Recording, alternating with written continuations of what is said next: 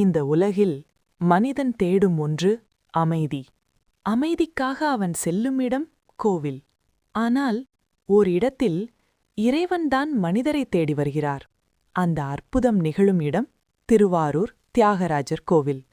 தமிழகத்தின் இதயத்தில் இருக்கும் இந்த புனித ஸ்தலம் சாதாரண கோவில் அல்ல. இங்கு உறையும் தியாகராஜர், சோமாஸ்கந்தர் அருளும் நடனம், ஆஜபநாதனம். இதன் அர்த்தம், நம்முடைய மூச்சே ஒரு மந்திரம்.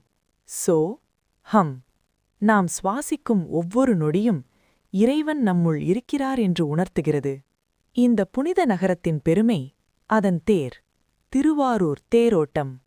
90 அடி உயரம், 300 டன் எடை. ஆனால் அதை இழுப்பது யார்?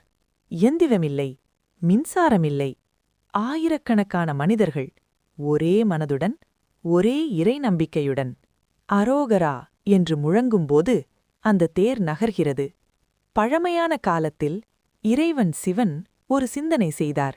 என் பக்தர்கள் எல்லோரும் கோவிலுக்கு வர முடியாது, நான் அவர்களை சந்திக்க வேண்டும். அதற்காக இந்த தேர் உருவானது.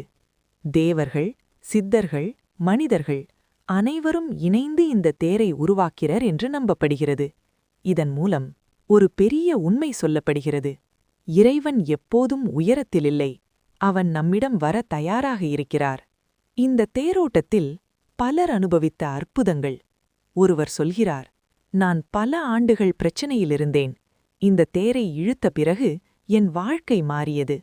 மற்றொருவர், நான் நோயால் அவதிப்பட்டேன், பக்தியுடன் வேண்டியபோது அது குறைந்தது. அந்த நேரத்தில் வெயில் இருந்தாலும் ஒரு குளிர்ந்த காற்று வீசும். மழை வரவேண்டிய நேரத்தில் திடீரென நின்றுவிடும். இவையெல்லாம் அறிவால் விளக்க முடியாத அனுபவங்கள். ஆனால் இதயம் உணரும் உண்மை. இந்த தேர் ஒரு வண்டி அல்ல, அது ஒரு நகரும் கோவில். அதில் இருக்கும் இறைவன் ஒவ்வொரு வீதியிலும் சென்று அனைவருக்கும் தரிசனம் தருகிறார். இங்கு சாதி இல்லை, பணமில்லை, எல்லோரும் ஒரே கயிறு பிடிக்கிறார்கள். இதுதான் உண்மையான சமத்துவம். இந்த தேர் நம் வாழ்க்கையின் ஒரு உருவகம். தேர் ஈக்குவல் டு உடல், சக்கரம் ஈக்குவல் டு கர்ம சுழற்சி, கயிறு ஈக்குவல் டு ஆசைகள், இறைவன் ஈக்குவல் டு ஆன்மா. நாம் இந்த ஆசைகளால் இழுக்கப்பட்டு வாழ்க்கையில் சுழன்று கொண்டிருக்கிறோம். ஆனால் ஒரு நாள் நாம் உணர வேண்டும், நான் இந்த தேர் அல்ல, அதிலிருக்கும் ஆன்மா. அந்த உணர்வு வந்தால் வாழ்க்கை மாறும். திருவாரூர் தேர் ஒரு திருவிழா அல்ல, அது ஒரு பயணம், அது ஒரு விழிப்பு, அது ஒரு உண்மை. இறைவன் எங்கே? அவன் அந்த தேரில் இல்லை, அவன் கோவிலில் இல்லை, அவன் உன் உள்ளத்தில் இருக்கிறார். அடுத்த முறை திருவாரூர் தேர் நகரும்போது அதை பார்க்காதே, அதை உணர். தேர் நகர்கிறது.